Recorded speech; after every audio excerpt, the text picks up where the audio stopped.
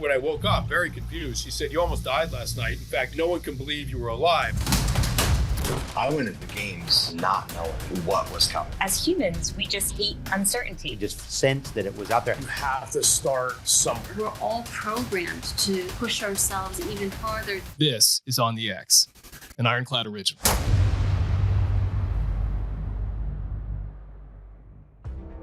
Welcome to On the X. My guest today is James Kerr, author, speaker, and consultant best known for his global bestseller, Legacy, What the All Blacks Can Teach Us About the Business of Life. In it, James explores the culture of the New Zealand All Blacks rugby team, one of the most successful sports organizations in history, and distills 15 life lessons from how they operate. The book has become a go-to resource for leaders in business, sport, and beyond. With over 25 years of experience, James has advised high-performing teams, including Special Forces units, Google, Dyson, and Premier League football. His work centers on leadership, culture, and driving meaningful transformation in high-pressure environments. Today, we explore what great teams do differently, why culture starts with character, and how the principles of legacy leadership apply far beyond the playing field. So here we go with James Kerr on the X.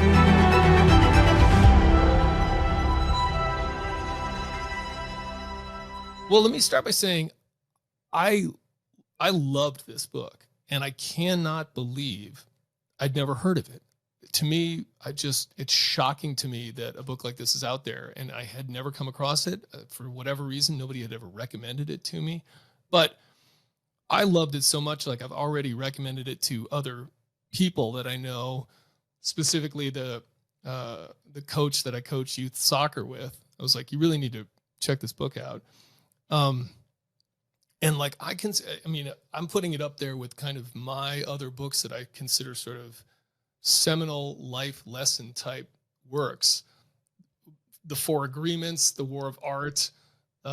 Those are other books that I sort of keep like as ones I go back to of like, remember this stuff, like never get away from this.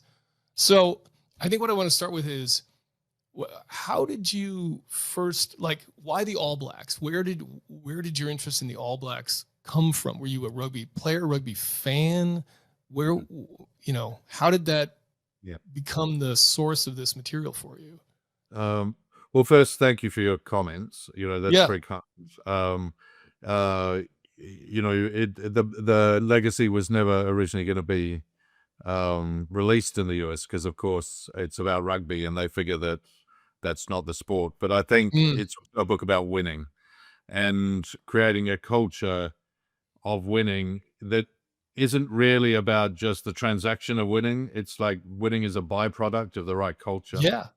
And my interest in the All Blacks, I'm a New Zealander. I live in the UK, but I'm a Kiwi at heart, a New Zealander at heart. And, the All Blacks are our gods, really, growing up, certainly as children. And they sort of epitomize, I think, of the best aspect of being a New Zealander. It's kind of humble guys, hardworking guys, work together as a group, and can take on the rest of the world and win and keep on winning. And I think that's the second aspect of why I was interested. They are the winningest team in human history. Yep. Their stats amazing. Nearly 80% of all encounters over 125 years have been theirs. They won. They've been ranked world number one for twice as long as the rest of the world combined. So wow.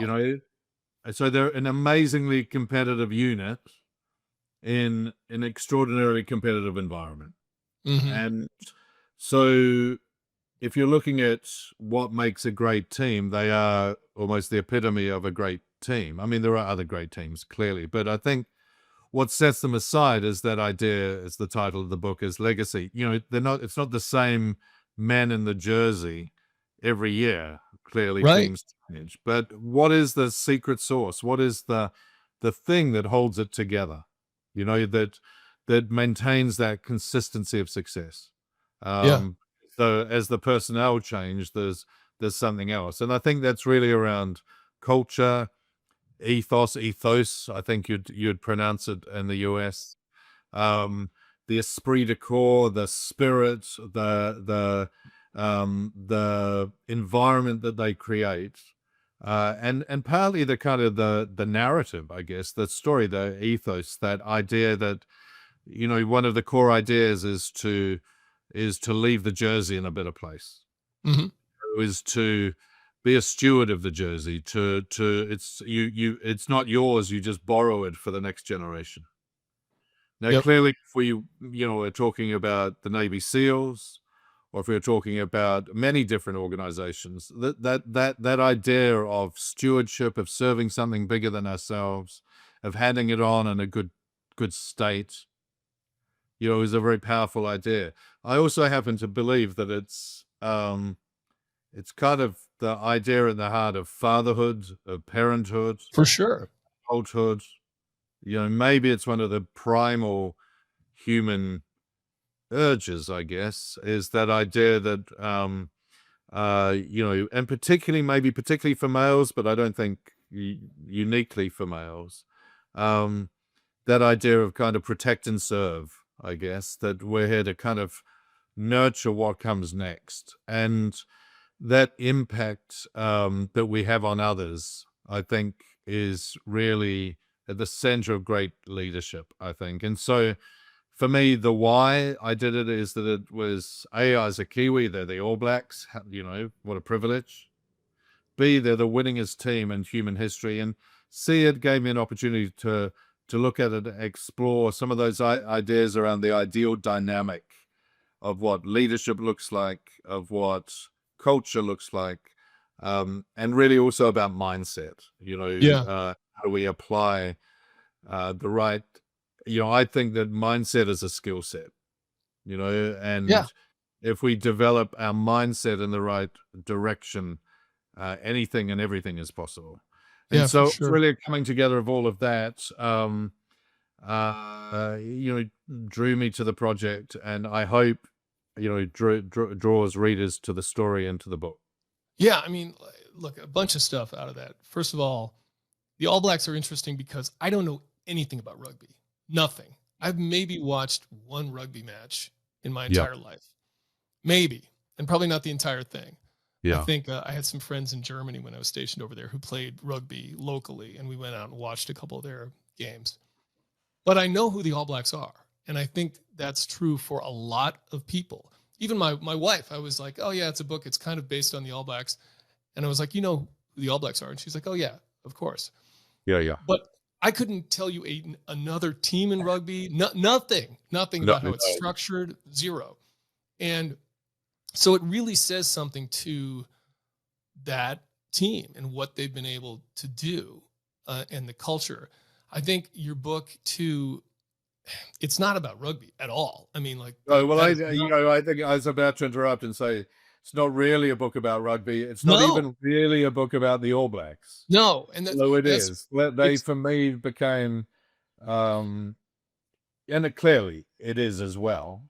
But I think a lot of I don't really believe in analogies, right? I don't believe that you can take an analogy from a sports team and it be relevant, deeply relevant to a military group, for instance, or a business group.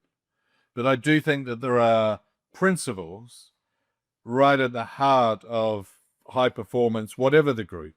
yes. And they're the same principles, really. Yes. And there's things around character and things around service, things around value, around authenticity, around contribution, around mind in terms of mindset, seizing the moment, around resilience, around love, even, and brotherhood and connection and all of those things. Yeah. And then and a lot of the principles play out. So, for instance, if I compare, the All Blacks, they have rituals, and they have their own language, and they have that. If you look at the SEALs community, there's the I've forgotten what it's called, the bullfrog. I think the oldest serving SEAL. Yes, that's right. Yep. Unique language and a particular character and characterization. There's there's Hell Week, a ritual of becoming. There's ring the bell and put your helmet down if you quit, and that's a ritual you don't want to have to play out, right? Right. So the way great cultures are kind of reflected, reminded, and reinforced, I put it, are very, very similar. The content is different, but the structures are very much the same. Yeah, If that kind of makes sense. And I was really interested, and I am really interested in that sweet spot. What can one domain learn from another, and vice versa? for sure. Yeah, to your point, it's not like I don't think the All Blacks invented really. I mean, some of this stuff goes way back in history, right? In terms of ways to act and character and things like that. But what is interesting is why they've done it so well. I think that's an interesting point to bring about. So, and I Yeah. want to get into some of these specifics, but why is it like there's a lot of this stuff that other teams, other companies, they try to enact within their organizations and don't do so well. They may write it up on the wall or whatever, and they don't do it. So, what is it about the All Blacks that has allowed them to actually stick to these things, to really, embody these principles? And was it Yeah. codified from Yeah. the start with like the founders of the organization? Were they like, we really need to do this? Or did Well, it kind well, well. Funny, I think it does. Many aspects of it did begin right at the beginning. okay. Um, New Zealand's a young country. It's sort of the youngest country in the world, really, or one of them, geologically and Yeah. politically, one of the youngest countries in the world. Although it came from a heritage of Scots and English and the Welsh and even some Australians and all of that, and they built a pioneer country. But it was a colonial country, and much like whereas the United States had the Tea Party and the overthrow of the Boston Tea Party, New Zealand had rugby, and we were good at it, right? And so really at the turn of last century, the beginning of last century, there was a particularly famous tour. The All Blacks came back to the home country, came back to England and Scotland and Wales, and they took him apart. They tore him apart, right? And it kind of set the blueprint, the template. They played running, attacking rugby. They were innovative in the way they did it. They embodied that teamship and that idea of kind of collective contribution. And so in a way that was sort of the archetype, the blueprint, I think, was very much set there. How do they keep doing it? It's an extraordinary phenomenon in a way. There's a line, Gilbert Inoka, one of the mental skills coach, and which he's borrowed from somewhere else. Beg, borrow, or steal. Great coaches steal. Yeah, for sure. Is just because it's common sense doesn't mean it's common practice. Yes. This is not complex stuff. They're really quite principles. First principles are quite fundamental, foundational. I think what happens is that, business gets in the way often, gets transactional. Scale is New Zealand's small, but not too small, but I think the thing that really, really holds it together, if I'm honest, is meaning. Yeah. It means a lot. They call it the national religion. It means a lot. And if something means a lot to a lot of people, then it's a devotion. It's a service to something bigger than ourselves. It's very purposeful. Yeah. And I think so the preservation of it makes it important. It's not like, well, you win some, you lose some. One of the phrases is, to be the best team in the world and to win every game. There's no messing around. It's not, well, we have a bad season. It's, to be the best team in the world and to win every game, not to, falter occasionally. Right, to become the most dominant team in human history. So the stuff really, really matters. And I think that when you make something matter and you care about it and you put care into it, you get good results on it. Yeah. There's another interesting aspect to this, which is just in the background here, which is like you have a whole bunch of quotes throughout this, which are Maori quotes right? Yes. That are, and so there's like a cultural integration aspect of this, which is Yeah. really unique and interesting too. Yeah. And I'm Yeah. curious about what that's like in New Zealand, because in the United States we have our own kind of dynamic between Native Americans, which I don't, that term I think is even bizarre because like it wasn't called America back then. Yeah. Yeah. Um, Yeah. and you know, settlers from Europe, and that there's a dynamic there which is complicated, and you know, you can go on a big rabbit hole about that. But it seems like it's very different in New Zealand and integrated in a way that's very unique. And I'm just curious about the impact of that. Well, I think you're spot on. I think there's a sort of, I write about it in the book, there's sort of, I think, a kind of cultural osmosis, if you Yeah, like, and right. adoption and an adaptation of some of those, I guess, quite ancient principles. You know, the Mhm. idea of legacy. There is a word in Maori called whakapapa, and it is basically literally translated as stone upon stone, rock upon rock. But it really means generations. You know, that we're part of this long unbroken chain of people, and the sun shines, and we're linked, you know, kind of arm in arm, and the sun shines on our time for a moment to remind us that we just have a moment, to Yeah. represent all those who have come before us and all those after. And Yeah. it's a very powerful ancient idea.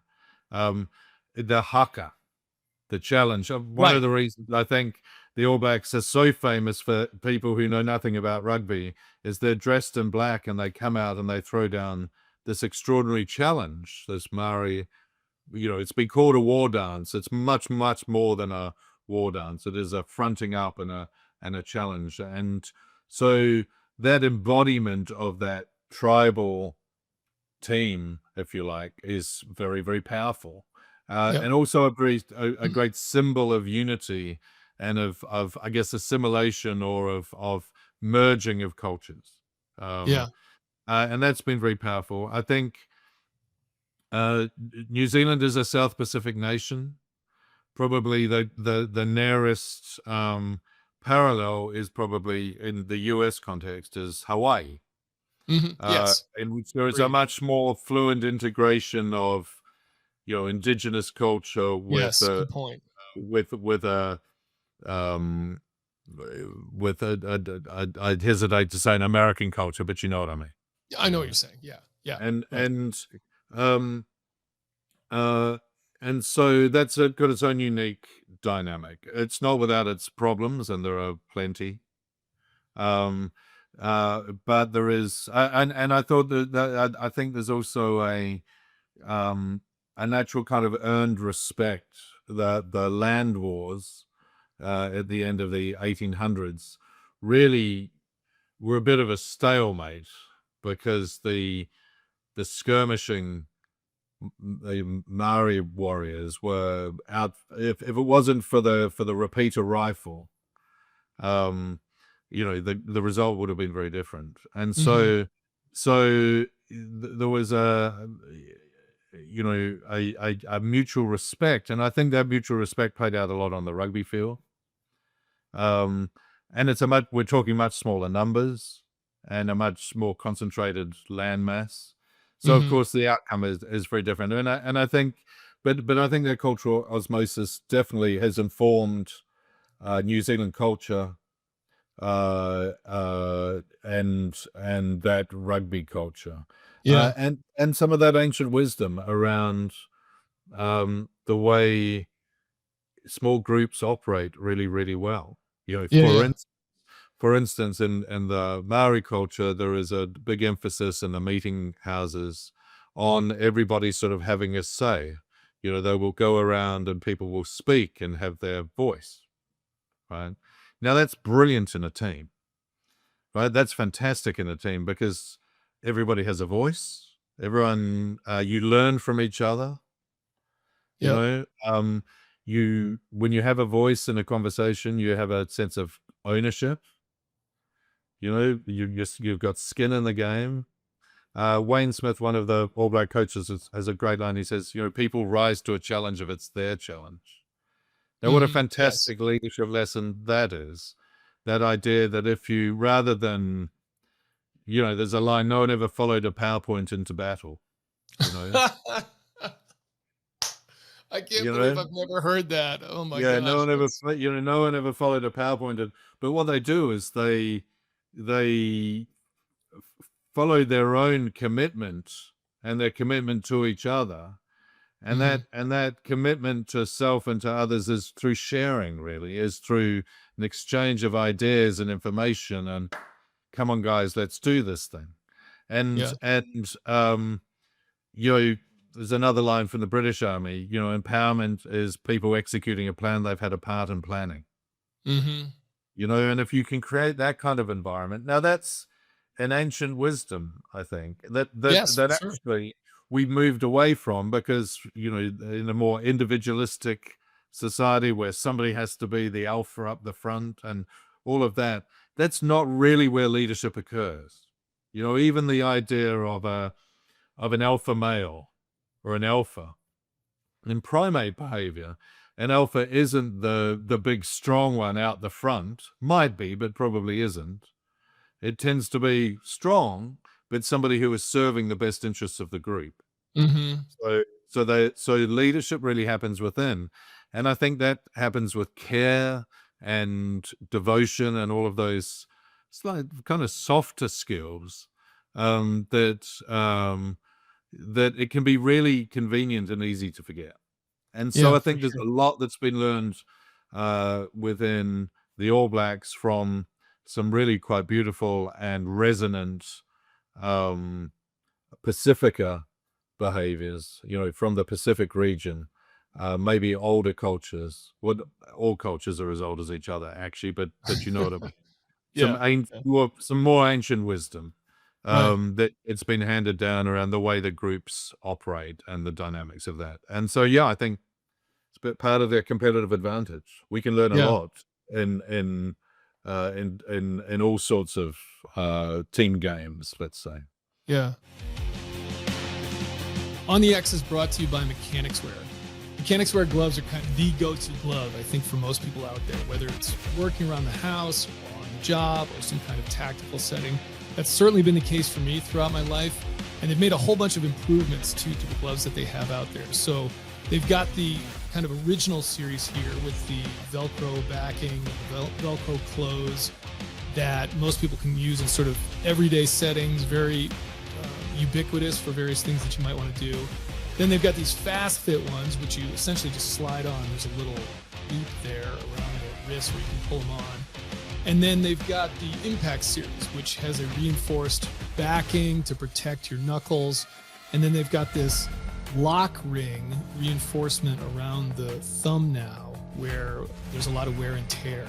There's a whole bunch of other improvements to these. And if you go to their website, they literally have a 5 to 7 minute video about each one of these sets of gloves and all the improvements they've made, from the material, reducing the seams, making them more reinforced, making them more moisture wicking. It's clear that they put a lot of care and attention into their gloves. And if you listen to the guy talk on the website, they really love gloves. And I think that comes out in everything they do. When I'm going out to a hardware store and I'm looking for some gloves, I almost look at everything else as just kind of a cheap knockoff. So definitely my go-to glove, highly recommended. Mechanics Wear gloves, they're available at most retailers on mechanicswear.com and GSA Advantage, and they're proud to offer an exclusive 15% off discount through the ID.me program to military veterans and first responders. So check them out.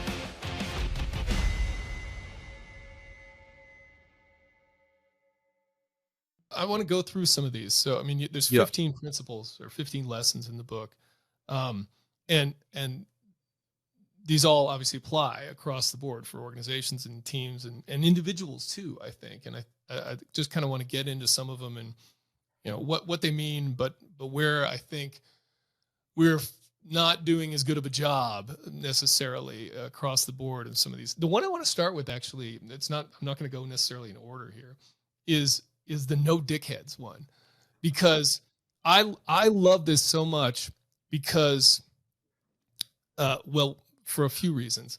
One, I just love it, that the fact that one of these is no dickheads, like that's just great. And it's straight to the point, like, exactly what it's saying. Two, I was the president of a startup beverage company called Killcliff for about 5 years, and it was founded by another SEAL. And we only had one rule at that company, and it was no douchebags. And Right. basically the exact same thing. Now, I didn't make that up. I don't know if Todd, the founder, or GW, like the kind of second guy there, came up with that. But it was like literally our one rule was just like no douchebags here. Yeah, yeah. And I Yeah. don't think it was derivative of this at all. I think it was independently thought of. Yeah, yeah. But it basically gets back to this idea of like the most important thing of any of the people that we have is character, like their basic ethos, right? Their character. And to me, it's something that we overlook a lot in organizations, professional organizations. We look for, and I've had this conversation with other people, we look for skills, we look for experience, that kind of Yeah. thing, which can be important. Obviously, if you have a rugby team, you need people that can play rugby. You can't Yeah, just you have got to be great able. people. Yeah, yeah, yeah. But that doesn't outweigh character. Like when I talked to Simon Sinek about this, who was like, yeah, the problem is a lot of times we hire for organizations in the wrong order. We worry about skills first, then character. We should be worrying about character first, then skills, because a lot of that stuff can be taught. And it's exactly what like SEAL training is all about. Character. No one has any of the All about skills going into that at all. It's all about character. It's like find out what this person is about. So how do we get some of that back? Because I mean, the other example I'll bring up just real quick, and then I'll turn it over to you is Go ahead. Yeah. there's a lot of like professional sports teams where you see this, where they fall into this trap. They hire some, or they recruit, draft some superstar who is got all the talent, amazing athlete, but is clearly a dickhead, right? Is clearly in it for themselves, and it's corrosive to the organization. And I see it, you see it all the time, and you're like, why do they have this person on their team? That's not, Yeah. So why do we fall into this trap still? And how do we get out of it Well, too? Why do we fall into? I mean, it can be very difficult to spot the dickhead sometimes. That's true. Yeah. Can be. There's a friend and client of mine who, in a very different business, in the private equity business, who, if you don't recognize the psychopath that they're in your office, Yeah. kind of, Or it's you. or it's you, yeah. And within that financial sector, there's a higher percentage chance that they're around. But of course, they're the ones who do you in, and the only way is time. Mm. The only way to recognize is time, because psychopaths, dickheads, the selfish usually take a long time to really reveal their true self. So they're very good at masking and very good at manipulating often. Yeah, I'm that's a not good saying point. I'm not saying you have to be a psychopath to be a dickhead, but so time is one of the things. How do you, and often with sort of transfers or drafts or whatever, time isn't on your side when you're bringing people into an organization. And Right. sometimes when you need to fill a slot in a corporate organization, time's not on your side, and you're only getting the best side from an interview, even if you have 7 interviews. Right. Everyone's on their best behavior. So it can be quite difficult to pick. Yep. Right? I Yeah. think in terms of that, I think why it's so important. There's a lovely, I think it's a Turkish proverb. It's better to have 5,000 enemies outside the tent than one on the inside. I was right? going to quote this. Yeah, I remember that from the book, and I thought it was so good. It's in the book, and because they're divisive, because Yes. they create, great groups, cohesion is the number one attribute of a great group. Yep. The ability to stick together when you're under pressure. Yep. You know that from the teams. But you know that in families. And so connection and disconnection becomes an important part of the atmosphere of a team. And a dickhead will break connection, will play people off against each other, will cause other people to sort of shape up their CV or their resume and send it out because they can't stand to be around. So it breaks teams up, it breaks groups up. Yep. And a churn of the team constantly changing doesn't create the stability that you really need to perform, you know. And so there's a very and worse, what it does is it raises everyone's adrenals, right? So yeah. so everyone's walking on tiptoes and on eggshells, and what happens then is it's not a psychologically safe environment. People don't flourish, and people don't speak up. Yeah. And so the flow of information, which is the lifeblood of an organization, is suppressed. So is enthusiasm and connection and commitment. It's the beginning of the end. And so that's the reason why. And so therefore that kind of sense of character and of creating, of selecting on character becomes so much more important, I think. And A, yes, you need time, but B, I think you need to know what you're looking for, you know. And you can establish character, you know, through social reference, you know, you find out, and it's so extraordinarily important because I think it was Michael Jordan said something like, might have been John Wood, it might have been both, said something along the lines of, you know, talent will win you a game, but character wins you the tournament. Right. Because character means you're part of a cohesive team, a non-divided team. Character means that you learn and you grow. Character means you're coachable, you know. Character means that you'll stick it out when times are tough.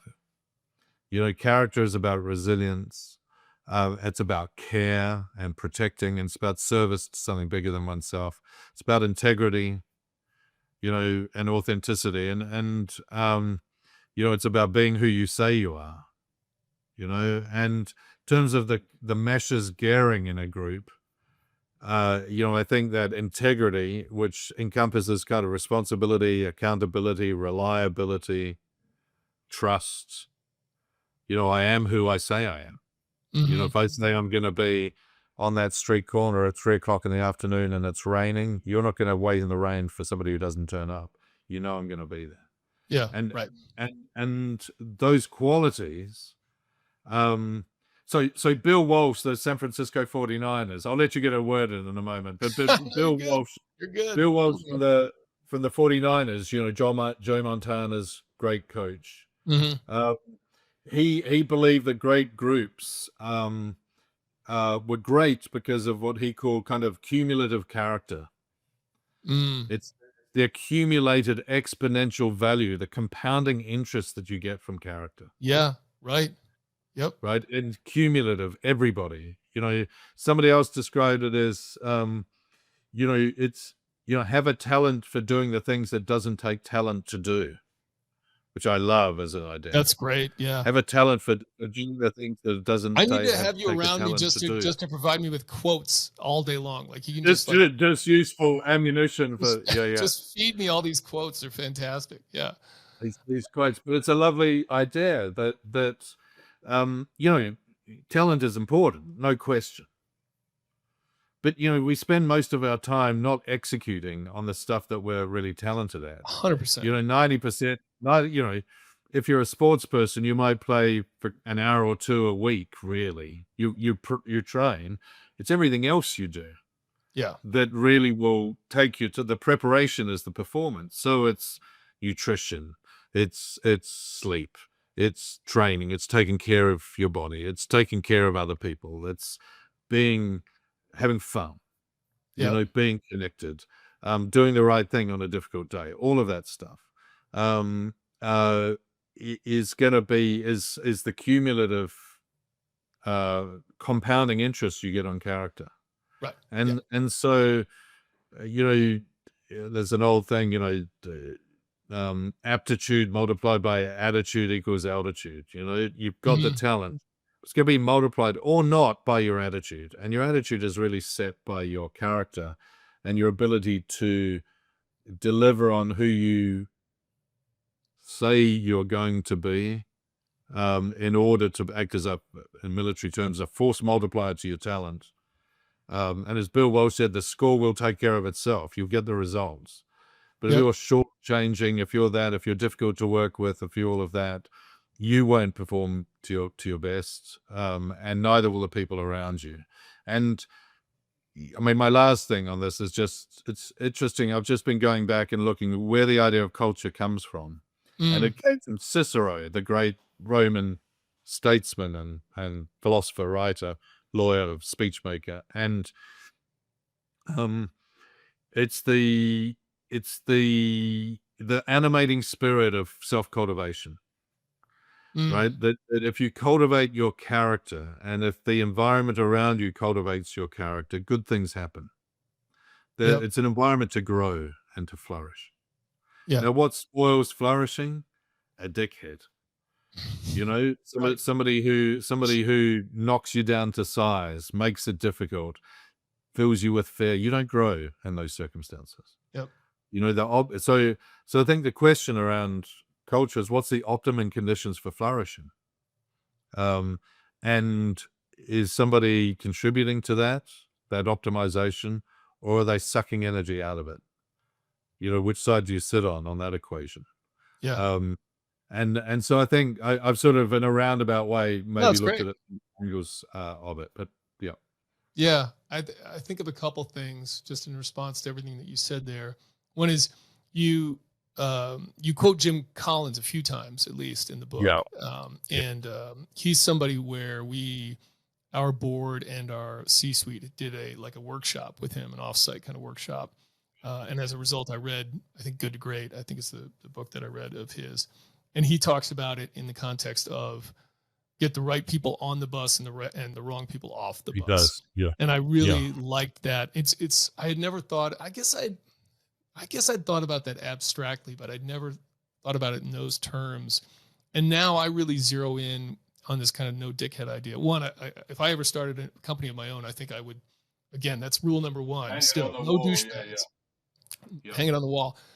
But thinking of it in terms of getting the right people on, so it's like really putting something in place with your hiring practices to try to get people of character, right? To try and sorry, but I talk about the sort of the 4 R's of this. First, recruit. You want to get the right people on board, right? And then performance review, probationary period. Give yourself some time.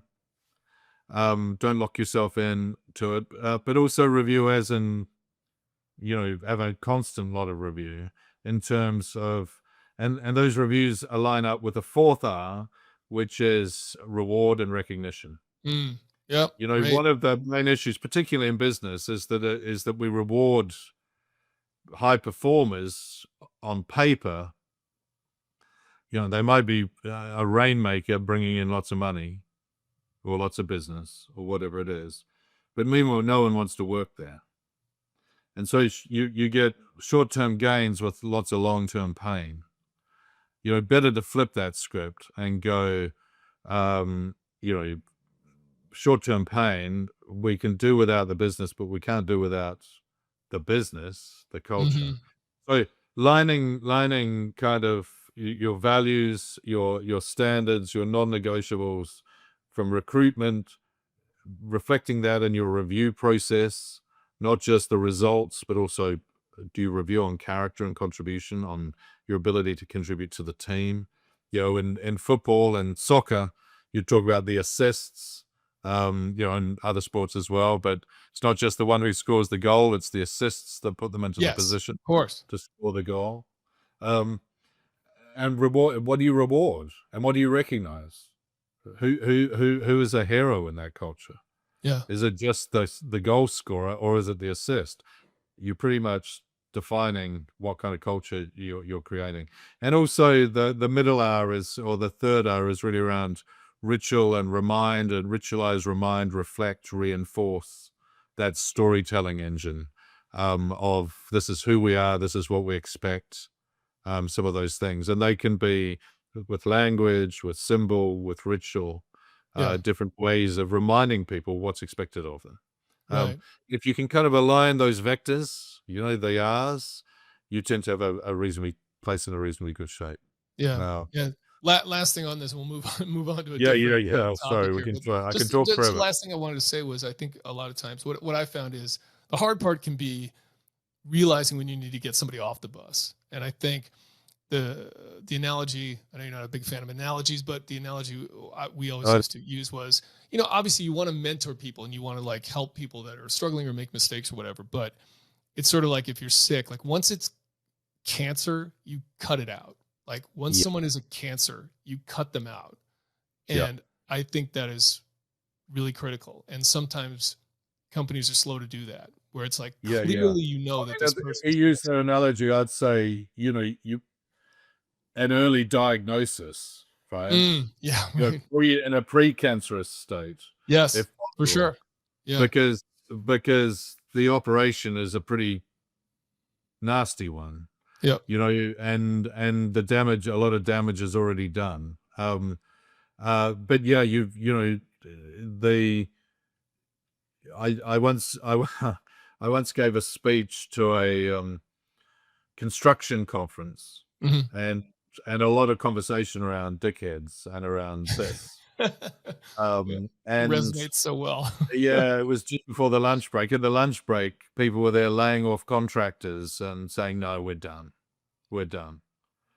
Because you realize how much energy you have to put into managing people who Yeah.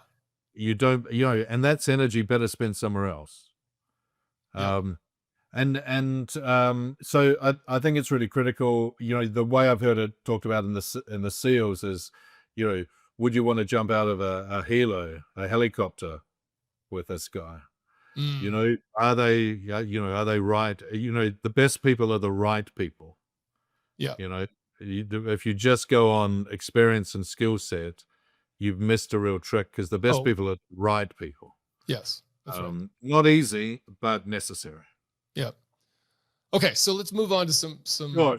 other points here. So I'm going to go back to your first one, which is essentially, it's sweep the sheds is the terminology that they use, which is essentially like, no matter how high you are in the organization, you have to be willing to do whatever the most menial task is. And I come from in the military, it was very similar. It was take out the trash was the kind of the way we Yep. summarize that, which is, hey, if nobody else is around and you're the boss, take the trash out. Don't wait for Do somebody what else needs to do be it. done. Yeah. So the question I want to ask around that is, what does that look like, or how can we enact that these days when you're like distributed or you're working remotely a lot of times? How do you know what I mean? Like, how do you bring that on? Yeah, I do.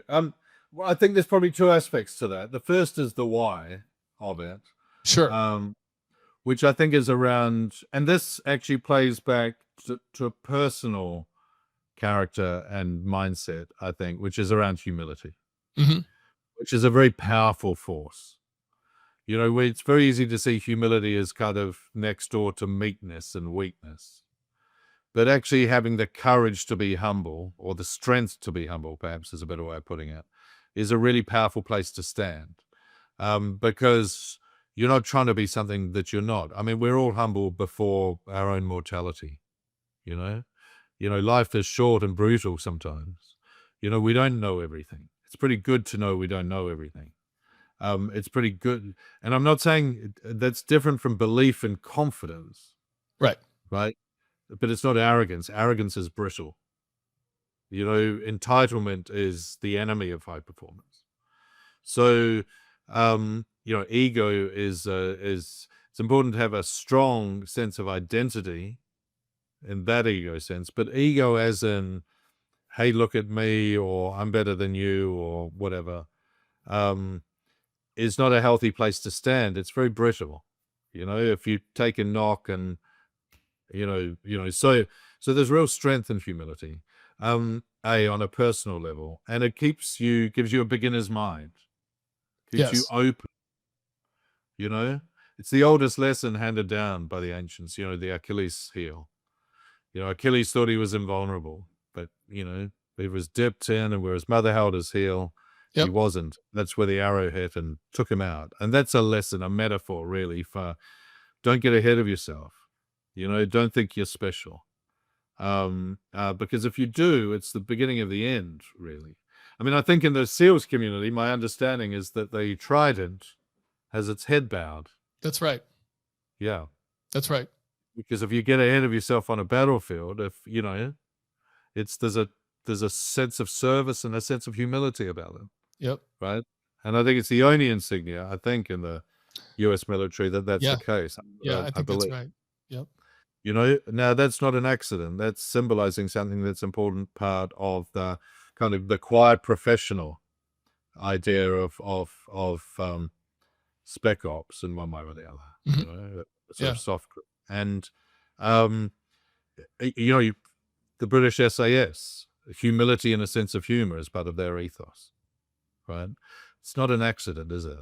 The All Right. Blacks, the Steels, the SAS have that as part of their ethos in one form or another. Now, why? Because if you don't leave your ego at the door, San Antonio Spurs the same. Very, very successful for a long period of time under Greg Popovich. One of their phrases, just leave your ego at the door, right? You don't want your ego, because your ego gets in the way. Gets in your way of connecting. Yeah. It gets in your way of contributing, doing the work that needs to be done. And it gets in the way of learning. Yeah. Right. So that's the why. Sorry, I just wanted to say there, though, I feel like we're going backwards in a lot of ways on this, in terms of like the people in terms of the zeitgeist, in terms of we promote, we venerate people that don't act this way, that are not humble, that are know-it-alls, and I don't know how we reverse course. Well, so here's the thing. I think that it's a very tricky one, and I think it is. We could talk politics here. We could talk. Just broadly, right? Well, broad stroke. The kind of Instagram generation, social media, sure, tends to a teacher friend of mine has a lovely graph that he uses. He says, listen, imagine the range of kind of normal, not normal as in boring, but just kind of, there used to be like a bell graph, where the conversation would be about what's in the middle, right at the top of the graph. Now the conversation in the public eye are the edges. Yeah. And the edges are now in the middle. And so that gets clicks. So if suddenly somebody's, saying something outrageous, for instance, from a political stage, it gets clicks. Right. It gets attention. We're in an attention economy and outrageous and da-da-da. But I would argue that the really, really successful people, other than the show people, tend to be humble and hard working. Yeah. They generally do. Yeah. I had the privilege of working with a lot of extraordinary people and in some extraordinary groups. And the outside sometimes, so you'll get, I don't know, Premiership footballers here in the UK and in England, soccer players. Yep. Some of them are being paid, hundreds and hundreds of thousands of pounds a week. Yes. They're all over. They're all over the news media. Of this, and they have an image, right? You meet them in person, they tend to be pretty. To get where they're got, they tend to be, not all of them, but they tend to be pretty conscientious, humble, definitely hardworking. They do that extra. Cocky sometimes, but not in a dickhead way, let's say. Yeah. In my experience, is actually not necessarily what you see on the screen. I do agree that one of the dangers is we venerate the wrong archetype of leader, or the wrong archetype of what success looks like. Yeah. But there's a sports psychologist who I interviewed for something, who was fantastic, and he worked with young players, again in English football, soccer, and he would go, what does a hero look like? And the player might go, well, who's a hero of yours? He might say, I don't know, some blinging hip hop star. So no, somebody you've met. And it always turns out to be an uncle or a teacher or a coach, sometimes a father. Right. Yeah. But and he said, why? Why are they your hero? Well, they took care of me. They were interested in me. They protected me when times were tough. They listened to me. They, took an interest in me. They helped me. And you go, okay, so that's what a hero looks like. Yeah, that's what a hero looks like. Somebody who helps, serves, takes care, shows an interest. So the killer line was, so how come you're being such a dickhead? Boo. But that shift into, okay, well, what does a hero really look like? Mm-hmm. Really look like? I don't think that's changed. I don't think that will ever change.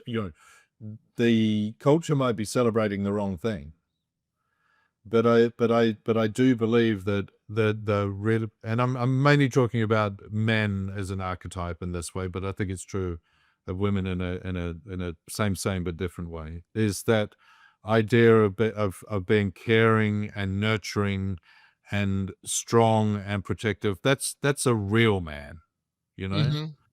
That's a real hero. That's a real leader. Not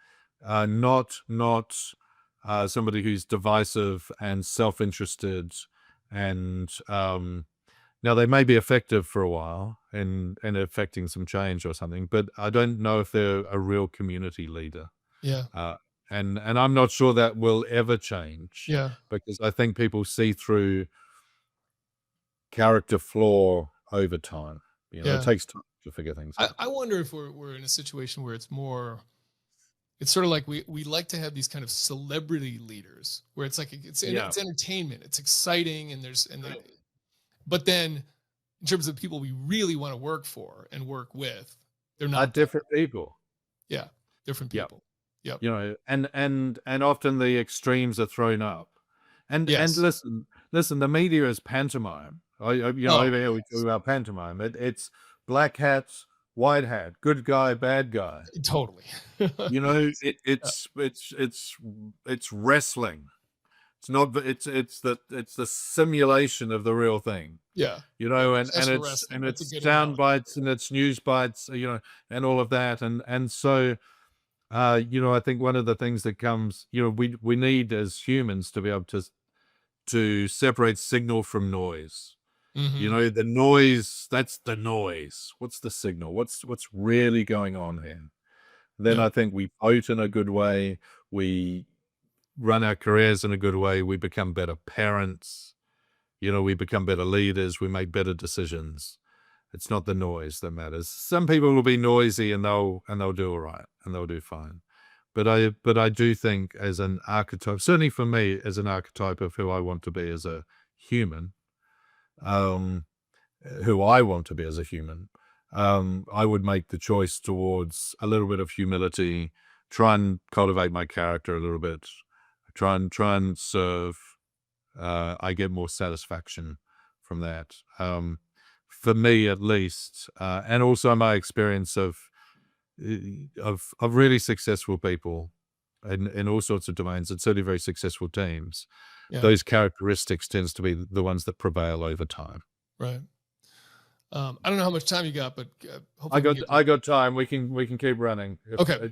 You cut me down later. You can slice straight. No. That's. I'm not worried about that at all. I just want to be respectful of your time. So So let's get into a couple more here. The next one I want to bring up just because it seems somewhat counterintuitive to me, which is this go for the gap idea, which is like when you're in the top of your game, change your game, which seems to fly in the face of if it ain't broke, don't fix it. Right. It's like, hey, if we're doing great and we're winning, why would we change anything? So what does that mean? What does it mean? Like if you're at the top of the game?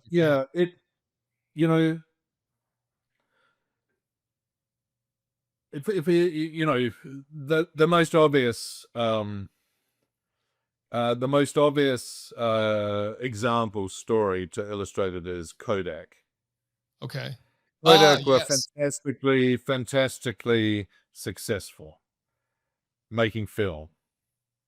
They were the best. They made the best film. They'd always made the best film. They invented the digital camera first. Yep. But film was film, and they were the best at it. And other, lesser manufacturers turned up and made some good digital cameras. And suddenly the tide went out, and Kodak was left hanging. Right. And big chunks of its business just disappeared almost overnight. Right. Really, that chapter is about illustrating the need to stay humble. Yep. And not to follow a formula that, you don't throw the baby out with the bathwater. If something is working and working well, clearly you finesse it, you hone it, you make it better, you make the system better, but there's also danger in thinking that's the only way that the world works. Yep. And so that kind of healthy worry, I think, is important. The kind of if you think of it from a performance terms, I talk about this in the book, that there's the alpha curve. Some days you're on, some days you're off, and then there's what's called the sigmoid curve, which is it curves upwards. But before you get the downswing, which is inevitable because entropy happens in any system, you get to the top, inevitably there's going to be a bit of a falling away. Success is not a great teacher. We stop learning. People get complacent. They start going through the motions. There's no excitement. There's no challenge. Right. Right. But when you get to the top of that, and it's a judgment call, you want to mix it up a little bit. You want to take it to the next level. So, the All Blacks example was at the end of the season, they would tell everyone what they did, all the other teams, how they did it, what their basic game plan was, because they knew then they were being found out anyway.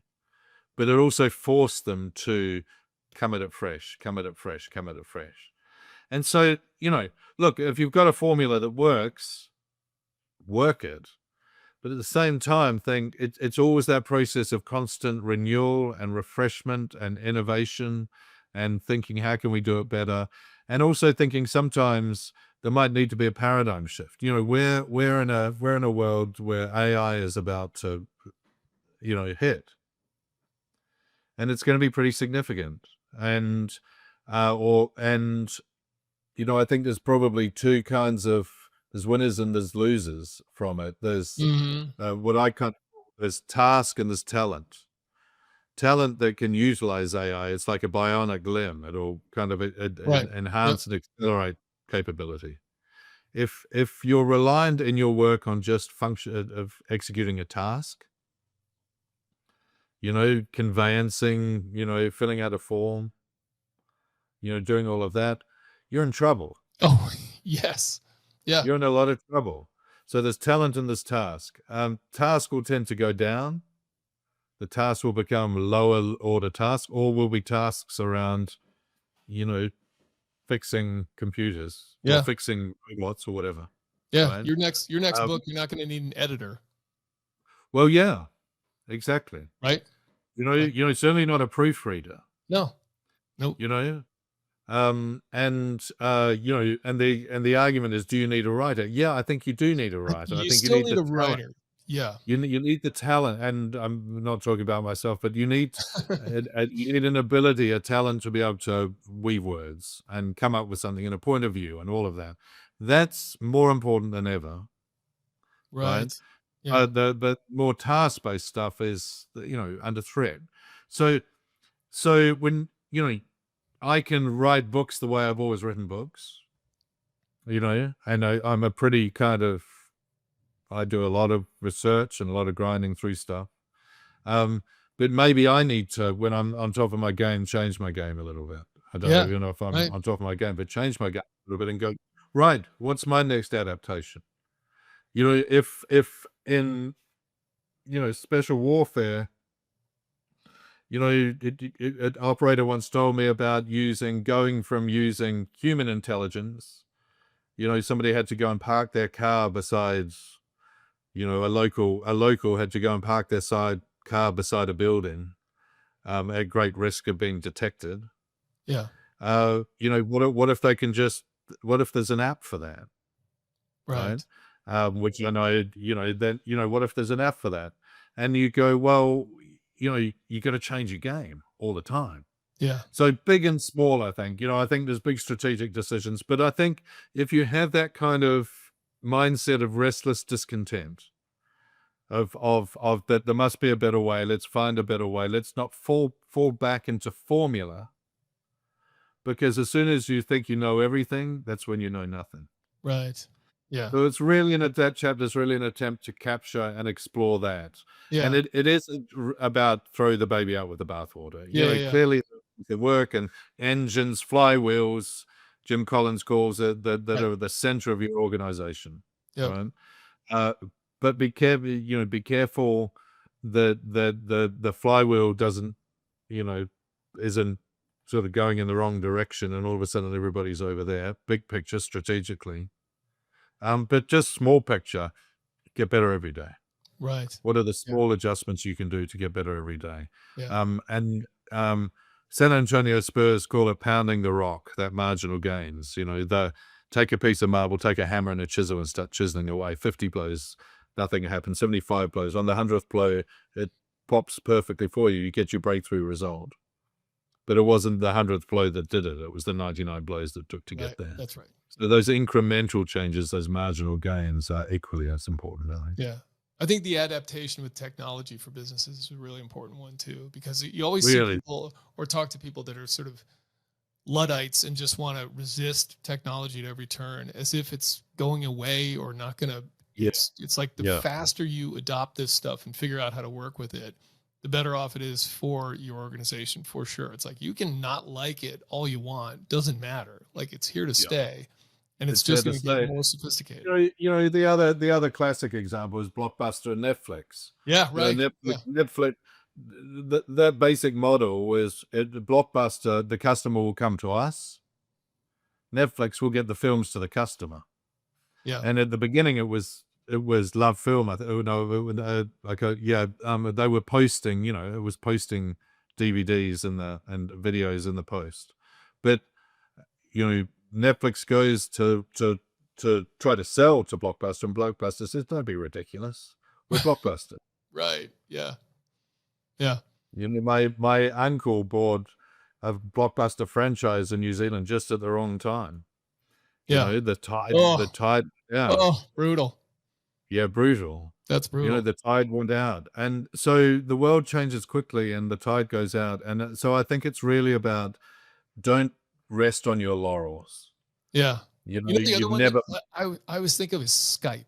Like, how did? Yeah. That was Skype. Like, Skype is a generic word. That was like you Skyped, right? And then COVID happens. It's like on a platter for you. Like here, on a platter. Here you go, and like no one just knew. Yeah. Suddenly people were Zoom. And it was like, and somehow they blew that. I don't know how that happened. Yeah. Yeah. And the history of the world is full of that. There's Netscape, Navigator. Yeah, right. In technology particularly, Netscape, there was other search engines. I've forgotten who the first Spotify was. Napster.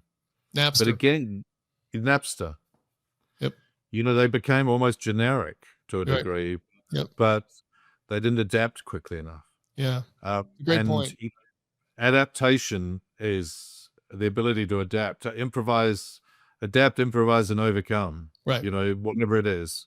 So I think that's really what we're about in that zone of conversation. There's so much we could get into here, but I'm just going to tell everybody, go get this book and read it, because like I'm telling you, it's life lessons for anybody. It's just going to go on my top shelf with all my other ones that I constantly refer back to. But kind of go to the end here with the last two, I think, go together, and they are be a good ancestor and write your legacy. A lot of like kind of handing things down. Yeah. So again, what is that? I think we can we can think about that in terms of our families and our children. Like, I think it makes sense in a lot of ways there and is maybe a little more intuitive. But what about in an organizational culture, right? Like, what does be a good ancestor look like Yeah. in that sense? Tom Peters wrote a great line. He said that, leaders don't create followers, they create other leaders. Yep. And if you take that paradigm, if you take that, that core idea, I think it's a very fundamental, almost anthropological idea of who we are as humans and therefore as leaders. And if we tap into that, it's very powerful. If we see leadership as doing or getting something done, that's management. If we see leadership as creating the conditions for others to grow and become what they're capable of becoming, right? That's leadership. I think that's the spirit of leadership. That we are tribal elders, let's say. We are parents in an extended family, right? And if you look at it like that, and you go, Wayne Smith. Really, I think the heart and the brains behind a lot of the All Blacks' most recent success, extraordinary thinker and man, took an idea in the he took over the New Zealand women's 15 and they won the World Cup. They've been through a time of turmoil, and one of the ideas was he wanted to create leaders who create leaders who create leaders. So that idea that the DNA of leadership is developing talent beneath you. And I think in a way that's our legacy as humans. I wrote legacy. Two things were going on really at the time. One was my sons were being born roughly around that time. And the other, my dad died. And so I think that the birth and the becoming a parent and that idea of it wasn't about me anymore at all. Yeah. It's about them is so fundamental, I think, to most of us in our life in terms of where we get great satisfaction, where we can grow ourselves in a dimension that we would otherwise not be able to grow. And that's very powerful. Growth, personal growth, self-actualization, whatever you call it. And then my dad dying, that idea that we're somehow passing it on in one way or the other. And I gave the eulogy for at his funeral, and of course, I didn't end up talking at all about what he had achieved in his life, and he achieved a great deal. I talked about his character. I talked about his character, and really, I talked about his character in terms of the impact that he had on me and on others. And I think maybe that's what ultimately defines us in our life. Is the impact that we have on others. Yeah. The Pericles, one of the great leaders, he said, our achievements aren't written on stone monuments. They're woven into the lives of others. And I love that because I think that's that deep, deep idea of legacy. It isn't kind of world peace and mung beans, it's not the grand ambition. It tends to be the impact that we have on those we meet along the way. Yeah. Those we lead, those we parent, our friendships, our partnerships, our partners, even strangers in the street. That do we bring them up or do we take them down? I think becomes a massive definition of ourselves as humans and as leaders, or as leaders and as humans. And you said before this is a book about leading an organization, leading a team. I think it's a book about leading a life. and first we lead a life and then we lead others. We need to lead ourselves in order to lead others. And that takes developing it's the oldest idea. It's the idea of virtue from the Greeks. That idea, can we cultivate the soil in which we can grow, become a better version of ourselves every day in one way or another, capability, but also kindness or contribution. And can we share that? And if we're given a gift, how do we give it back somehow? Right. And I don't think it's kind of Boy Scouts. I think it's exactly the opposite of, because I think there's tremendous power in that and strength in that. The more we give, the more we get back. The more value we create in life, the more value we create for ourselves. It's not a purely altruistic thing, but that sense of contribution to something bigger than ourselves, it gives us deep satisfaction, I think. And let's not chase happiness. Let's chase satisfaction. Yeah. Happiness is idle pleasure. Satisfaction is, difficult work done well. And sometimes that's can be that can be around the human aspect. So for me, that idea of legacy, if you like, is around trying to leave every encounter, everything I do, just a little bit better than I found it. Whether that's writing a book or doing a podcast, or meeting a friend or having a conversation. I don't always get it right. But I think if you bring that attitude to everything you do, they say garbage in, garbage out in programming language. If you put quality in, you tend to get quality out. Yep. So what can you give? Who do you have to be today to kind of make a difference? I think at least trying to live within that framework becomes a way to carve a positive legacy, I think. Yeah.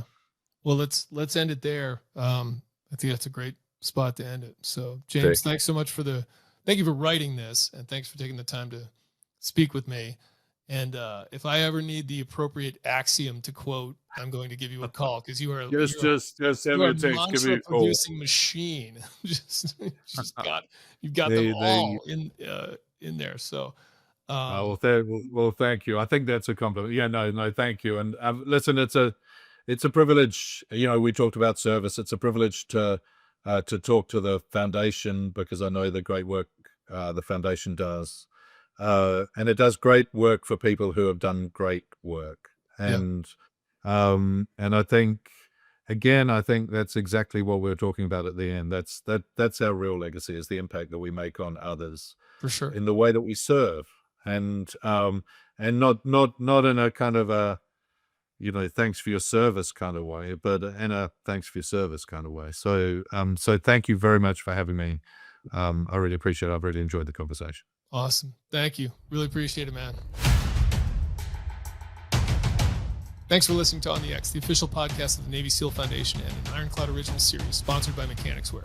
Learn more at NavySealFoundation.org or text On the X to 60104. See you next time.